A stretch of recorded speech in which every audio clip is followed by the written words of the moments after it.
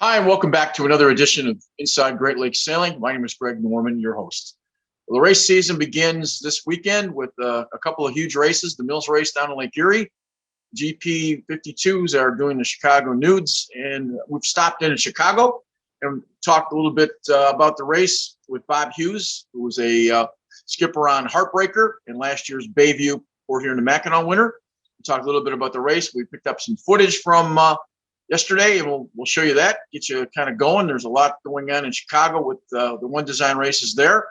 And then we stopped in with Larry Haggart, who is the, I'd have to explain it to you, but it's the cheap man's version of the Port Huron to Mackinac with overnight stays. And we're going to get into that. The Grosse Pointe Sail Club sponsors the race, has been sponsoring that race for about 12 years. And we're going to talk to him about the easier way to get involved in Lake Huron cruising and racing at the same time. We think we've got a lot going for the show, so stay with us and stay tuned, and we'll talk with Bob in just a couple seconds.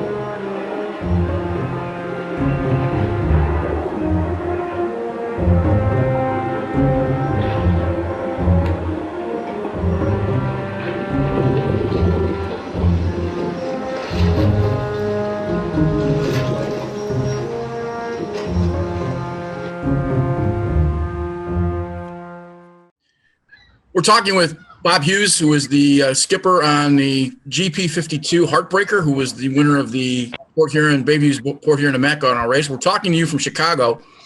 I guess the series is starting up this weekend, and I just we're just kind of doing an update on exactly what's you're in Chicago, so the first race is this coming weekend. Am I correct?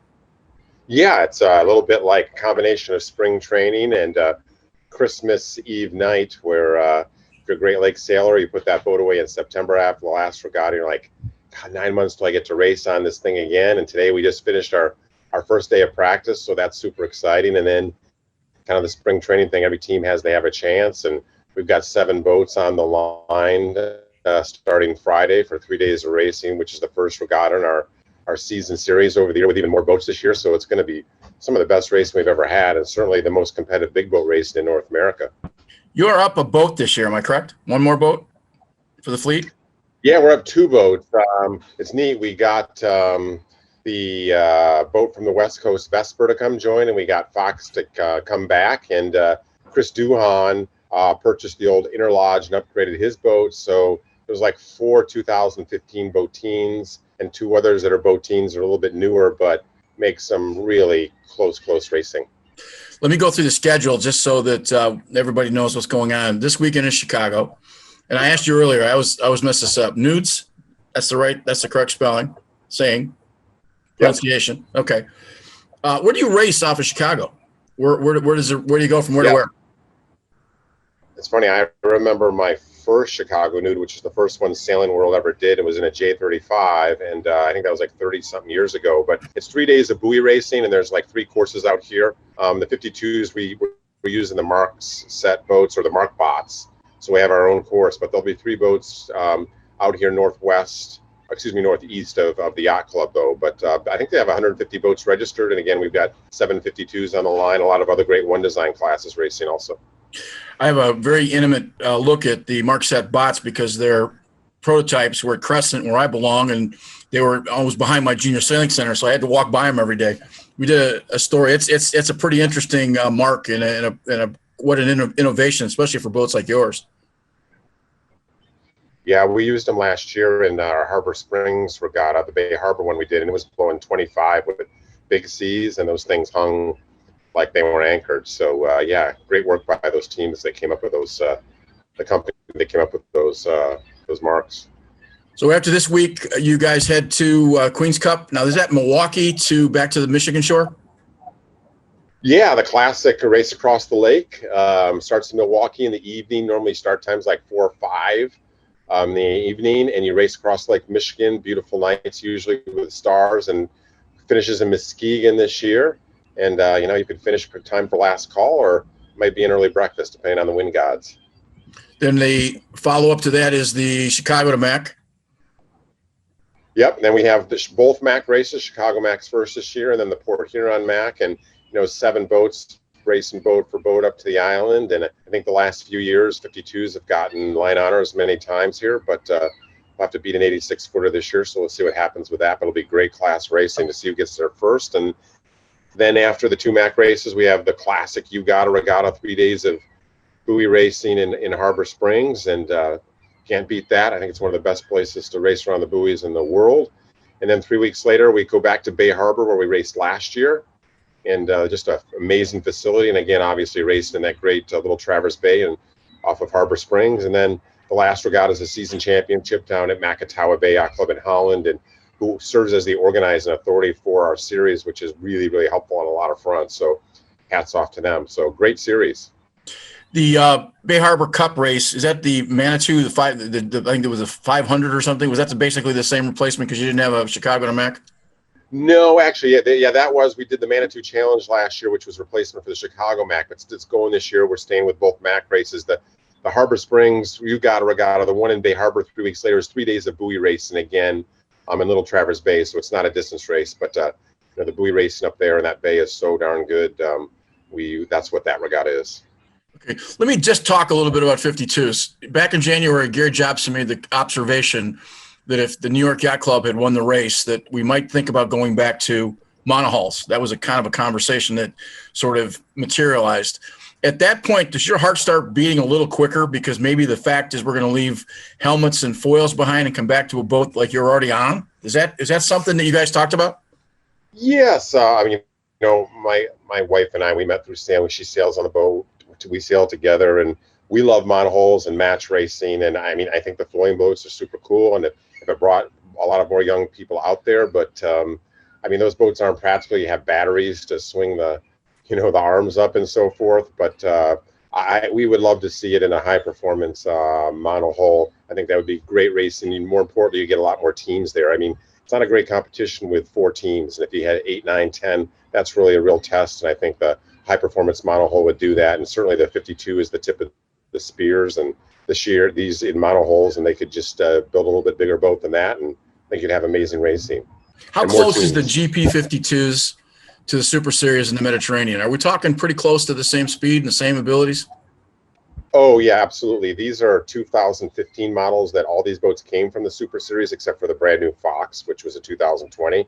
But Doug's boat, Doug DeVos, WinQuest, is his 2015 Quantum Racing, which is a sister ship to our boat, which was on that circuit. Same thing, Interlodge was on that circuit. So these are they're one generation. They're 2015. The ones that are racing on the Super Series now are 2018 boats. On the docks, you can't tell the difference. There might be a click faster in certain conditions, but we could race with them boat for boat. We'd have to race really well. But there's some 2015s that race in the Super Series now. So, but I think with the number of boats we have here in the Great Lakes this year, it's going to be as many as on the Super Series this year. It's a tough year for them with the international travel. A lot of their crews can't get to their boats and so forth. So yeah, they're basically the same boats, just a couple of years older. The cars are going to run on Belle Isle this week, and people go out who don't necessarily like car racing just to see those cars go as fast as they go, just as a sort of a bucket list kind of thing. Why should I come out? I know why, but why should a guy come out and watch the 52s? Because it's a pretty spectacular boat as fast as they are. Yeah, it's to see 7 of them on the lineup, these Greyhounds. I mean, these are boats that are renowned for going around the buoys, upwind and downwind, but also get to the island first to finish. So when you see that, these fast boats, 7 of them on a close course racing against, the action is bound to be really, really good. And kind of a neat thing that reaffirmed today, we took trying to get more young people. We took this great junior sailor on board. We're trying him out for the season. It's his first regatta, and today was his first day on the boat. He's 15. He's sailed on other boats. And the look on his face when we were going upwind, he goes, "We're going faster than the wind speed." And he just had the biggest grin on his face. And it was just really cool. When you haven't been on one of these boats, you realize that they're wind machines and just create so much apparent wind and so fast to go upwind and downwind. They're also, and the crew were watching the kites go up and down with the crew. There's 14 crew, and it's a big production to get the kite up and down. And the way the kites come down in these systems, that the takedown system, it's like instantly, and it's pretty cool to watch. What have you improved from last year on your boat? Pardon? What have you improved from last year on your boat? Oh, well, a few things. We have an amazing boat captain in Simon and his right-hand man, Graham, and these boats take some work over the winter, and we've improved our computer and our tablet on board, and a lot of the blocks and so forth have been improved. We actually took our rigging, which is made out of carbon, and had it sent back over to Spain to be inspected and recovered and so forth. So that's been great. And then just a lot of little systems that Simon comes up with on board, including a new light air traveler that allows us to tack better in light air. So that was some new sales. And the biggest thing is crew. The one that's going to win this series will be the best crew that executes and makes the least amount of mistakes, because you can come into the corners with other boats and get your kite down or up and round and get an advantage on somebody else. That's going to all add up, and you can lose a race real quick with crew mistakes. Are you the same crew as last year as well? No, we've had some changes this year. We probably have 4 or 5 new people on the boat, so that's why we're practicing. Today was the first day and 2 more days to try to gel as a team. And but we're excited. We have some great people on board with great attitudes. They're excited to be there, and that's all you could ever want. But we've got to gel, and that's these boats they reward when you do it just right. The boats go really, really well, and if you don't do it just right, you don't get that reward. So that's what we're focused on, and making the least amount of mistakes. From looking behind you, it looks like the weather was pretty good today. Was the wind out there for you? Yeah, it was great. Kind of that first day thing, because we had some sails to look at, new on the boat, obviously. So it was flat water, and we had 6 to 8, 10 knots, maybe the most, and got to look at a lot of sails, shake off some rust, and then tomorrow will be a little bit more wind, and we'll have some practice starts and races, and then one more day Thursday. So it was a perfect first day today. And so that feeling when you're a Great Lakes sailor, that first day out, you're just so excited, especially obviously what's been going on the last year and a half. Where is the start line for the Chicago race? Where does it start? And I'm assuming the Navy Pier is probably the best vantage point to see it. You mean for the Chicago Mac race? No, this weekend. Oh, this weekend, with this regatta, typically there's a bunch of spectator boats that go out, and some of them are sponsored and so forth. It is a mile or two out, a couple miles out, so you can't really see it from the Navy Pier. You can see the boats go out, but there's numerous options to get out on spectator boats. There's usually a bunch on the weekends. Okay. We wanted to have a chance to talk to you, and we're going to try and keep a sort of a running thing through the whole season and have conversations with people so they know what's going on. And it's a great series, and looks like you got great weather for this coming weekend. So I appreciate more than taking the time to talk to us. No, thanks for covering the fleet, and wishing all the sailors a great season coming up. It's going to be a lot of fun, and we're lucky to have such a beautiful area to race. So it's going to be one of the best seasons ever. We're excited. Thanks, Bob. Another episode of Inside Great Lakes Sailing. We're talking with Larry Haggart, who's a past Commodore of the Great Lakes Sail Club and the current director, executive director, dishwasher, a variety of titles in the, I want to make sure I get this right, Larry, the Lake Huron, go ahead and say it because I'm going to mess it up if I don't. Chairman of the Lake Huron Cruise Race. Okay. Now, for those who don't know what that is, we're going to talk a little bit about the race and how it happens, but it's sort of it's a Port Huron to Mac race for old folks. It doesn't quite get to Mackinac. We go all the way up to Presqu'île Harbor, which is a great jumping off point for boats that want to go cruising in the North Channel, but doesn't go quite all the way to Mackinac. Okay, so let's start with the date, the time, and just the basic parts of it, and then we'll get into the race actual stuff. You're going to start the 18th of July. 18th of July, and we go from basically the same starting point as the regular Bayview Mackinac race up to, and that first day goes up to Port Sanilac. So that's a distance of about 22 nautical miles. And then then we put in, for the night there at that harbor. The next day we get up and we sail 49 miles to Port Austin and put in for the night. The next day we go from Port Austin to Harrisville, 36 nautical miles. And then the last day we go from Harrisville to Presqu'île Harbor, which is another 44.7 nautical miles. So 2 long days, 2 semi-short days, if that's sort of. Yeah, we tried to arrange it so there's some time at the end of a long sailing day for everybody to socialize, have a nice dinner together, get a good night's sleep, which is the main difference between doing this race and doing the Mackinac race. If you've done many Mackinacs, you know what it's like out there drifting with the black flies biting and no wind and so on. Yeah. I have not had the pleasure.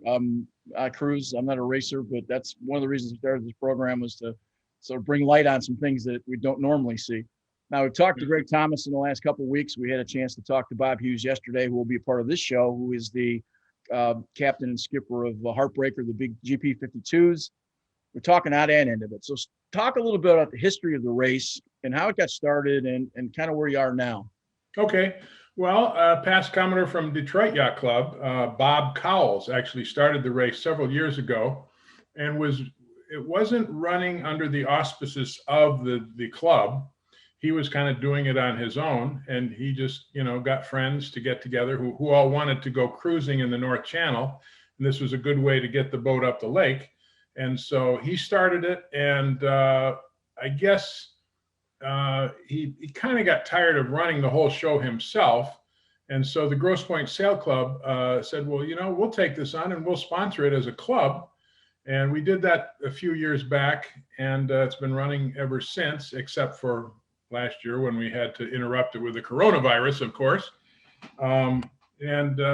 We've been struggling, though, to get enough participants, even though it's a terrific race. I call it the civilized Mac race because you do get to put in every night, have a nice dinner and socialize and get a good night's sleep, which makes it much more fun. And also, if there's no wind at all, there's a rule that allows you to use your engine. You do get penalized for using your engine, but you're not just sitting out there drifting, saying, blowing into the sails, trying to get it to go somewhere. So you get to your destination and it's a good time.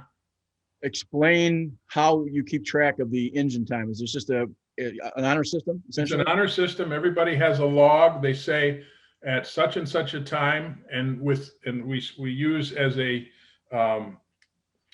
measuring device. Basically, everybody's got a GPS on board to say the distance to the mark is what when you turned on the engine. When you turned off the engine, what was the distance to the mark? So we go by the distance, not the time necessarily, but the distance traveled under motor. I have an older boat, I have an old O'Day, and I keep thinking of the old term racer cruiser. They were building basic boats that could race and cruise. Yeah. Now you've actually got racing, cruising racing people to put in racing, cruising boats versus just, guys that race. And that's what a lot of the participants would characterize themselves as, racer cruiser type people. They want to get up there and do some cruising, but they like racing as well. So this is sort of the best of both worlds. How serious are the racers? Well, anytime two boats are on the lake, I mean, I like to say it's not that serious, but people do really try to win. I was talking with Anna Tuncliffe, who's the only woman who's ever won an Olympic gold medal, and I asked her, is it racing? How much cruising do you do? She says, I don't do cruising for the simple reason, even when I'm on a boat for fun, if there's another boat on the water, I'm the only one racing in my head, but I'm still racing. So it's exactly. You see another boat on the horizon. Guess what? We're now racing. Is there any limitations to the race in terms of size of boats? No. We typically, I think the smallest boat we've had is a 30-foot boat, and all the way up to, there's no limit on the length. I don't think we've had anything over 50 feet in length entered, but they're welcome to if they want to. Okay. Entry fee? $100. Okay. And that goes for just the organizational part. The organizational part, it includes an awards party at Presqu'île Harbor the day after the race is finished there. We have a pizza and beer luncheon kind of a thing, and awards are given out to the winners for each day and overall. This is how many races have you done so far historically? For the club, I mean, I personally, I've done a number of races. I started when Bob Cowles was running it. Now, how many of these races have there been since we've been racing? You guys have been racing how long? I would say maybe 12 years. Okay, so it's a relatively new thing. Yeah. What's the number of boats you have to make it work? Well, we have arbitrarily said that just for the effort that goes into it, we want to have a minimum participation of at least 10 boats. Okay. I asked that question because it was a 24-hour sort of Le Mans marathon that Bayview put on, I think, a couple of weeks ago. And I think they had 5 guys racing, and I'm not sure that's necessarily constitutes a race. And I get it. It's sometimes when something's new, everybody's sort of locked into their normal schedules. But this is not something that just happened yesterday. So explain. We did just put out an announcement, kind of a survey to see, with the coronavirus interrupting last year, a lot of people are wondering what's going to happen to this event. And we just, on Tuesday, the DRYA distributed a notice to all the DRYA clubs about, the race. And basically, I put a note in there asking people to let me know if they thought they would be interested in doing the race. We want to see if there is enough interest in the race to still plan it. And I've contacted all the ports of call, all the harbor masters. They're all set to go. Just a question of whether we get enough people to make it worthwhile. Quick question. Is this a DYRA race? Is this part of their sponsorship? Or were they just helping out in communication? No, it's strictly Grosse Pointe Sail Club, but Grosse Pointe Sail Club is a part of DRYA. Oh, right. I get it. They're willing to, put out the blast to everybody in the DRYA. Does the lack of potentially not going to Canadian waters hurt a little bit? Say that again? Does the potential opportunity not to go into Canadian waters, does that hurt the race a little bit in terms of its? No, because we're strictly in U.S. waters all the way up the coastline. So no, I'm asking the question because you said a lot of guys used to do it so they could get up to the North Channel. There's an easier way to get to the North Channel. So with the North Channel not being open, I'm just right. Well, only the U.S. part of the North Channel is open, right. And that's the very limited part of it. Yeah, we were kind of hoping that Canada would change their rules about that, but now I'm hearing that that's not likely to happen this year. Yeah, they're allowing apparently race committee boats to go in certain places because of the way they're going. I also know that I've heard that especially places like Port Huron, you can go up the east side of the river just because it's easier to get up there than it is having. So you've got to go to Canadian waters, and they'll work all those things. What do you like about this race? What's the thing that makes it? What's the fun part of this race for you? Well, the fact that you're racing usually in pretty good conditions, and if the conditions aren't good, you're motoring, so it doesn't matter so much. The camaraderie that develops between all the participants is a lot of fun. We do get together every night, have a nice dinner, and socialize. And I've been fairly successful in the past with my boat, so it's been fun. Okay. So if I want to race in this, what's talk me through the procedure. Well, first of all, if you could let me know that you're interested, there was I sent out this notice to all the DRYA. I should post it on the website for the Sail Club, actually. I haven't done that yet, but I will. Just below your picture right here when this airs, and we'll have the information. What I want to see is the internet. The URL will be on. The URL will be on here, so you can just hit that and make sure you get a chance to have that conversation, and you guys will answer probably any questions. Is there any special equipment boats got to have, like the Mac would have? It's got to have, all the usual Coast Guard equipment. We recommend insurance on the boat, and that's all explained in the notice of race. Okay. Which, if there's a way for me to attach that to this notice at the bottom of your screen, I'll do that. I've got it. It's all written up and ready to go. You have to have do you have to have a survival dinghy kind of thing? Do you have to go to that expense? You do not have to have a life raft. No. Okay, so typical cruising boat. Yeah, life jackets for everybody, and all the flares and all of that stuff. Okay. You have to race with a life jacket on, as a lot of the double-handed races on Monday are starting to do now. No, that's not required. Because usually the boats have more than just two people on board, so they're crewed boats. I'm curious, just on I'd say if the average boat's 35, how many typically on your boats in this race?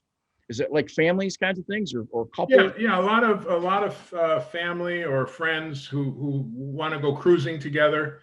That's the kind of people that we've got there, and some who regularly race club racing. They'll bring some of their racing crew along to help crew the boat for the race. Is there a pickle award at the end for the guy who comes in last? Actually, we have done that too. Yes. Well, we're talking about doing the race, so we know for sure that we'll be last. So make sure you have a pickle jar available, because I have no doubts in my mind we'll end up in last place. So listen, I appreciate the time. We'll put this together with a couple other interviews we've had, and I appreciate. Like I said, this is the first interview we've had a chance to get outside and look over the shoulder and have some fun with it. So where are you, by the way? I'm looking over the shoulder. I'm at Crescent Sail Yacht Club. You're at Crescent, okay. Yeah. Up on the second floor where it's nice and cool. I just got done working for about 4 hours on the boat to get the transmission finally working, and now I have reverse. So the rest of summer, hopefully good. Larry, I'll be in touch. We'll keep we'll do a little updates on these as we get closer. When's the deadline for on the race notice of race? When is the sorry about that. When is the deadline for? You know what? I think I have that here, but not necessarily right in front of me. Let's see. Do I have that schedule? Early July, I'm assuming. Yeah, or at least a week or so into, I think, like the first week of July. Okay, and $100 can be made out to whom? Grosse Pointe Sail Club. No bartering, so I can't give you like 50 chickens or something like that. So that's a joke. It's just. Yeah. So actually, we're kind of behind the eight ball. I've got to get this stuff posted on the website. Before we committed to it, we wanted to make sure we had enough interest, and I think so far I've heard from about 6 or 7 boats. So we're still a little bit shy of the 10 that we want to have. So maybe this streaming will help out. Let's hope. It's a good part of what we do this summer, and it gives. As one of the part of the show is we're trying to get people to get out and sail farther other than just out in front of the club.